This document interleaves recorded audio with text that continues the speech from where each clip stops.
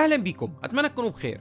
النهارده معانا فيلم جديد وهو فيلم سول، وهو فيلم كرتون عائلي. والفيلم بيتكلم عن قصة البطل اللي هو جو جاردنر، وهو عازف موسيقى بيكافح من اجل تحقيق حلمه للوصول للنجاح والشهرة. ولكن بعد حادث مفاجئ بيجد روحه في عالم اخر، وبيتعرف في العالم ده على روح غير مكتملة بيحاول يساعدها على اكتشاف شغفها. ولكن اثناء هذه المحاولة بيكتشف ان الحياة ليها معنى اعمق، وهو ان السعادة لا تأتي من تحقيق الأحلام الكبيرة. لا أريد الأكل. ليست فقط وظيفة يا أمي، إنها ما أحيا له. فقط أخاف أني لو مت اليوم فحياتي ستضيع هباء.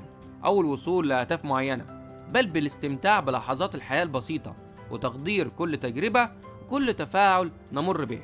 الفيلم بيعلمنا أن معنى الحياة ممكن يكون اللحظات اليومية البسيطة، وأن عيش الحياة بامتنان وشغف أهم من السعي المستمر نحو هدف محدد. المهم، أرشح لكم الفيلم ده. الفيلم لطيف جدا، بس ما تنسوش تقولوا لي رأيكم في التعليقات. أشوفكم فيديو قادم.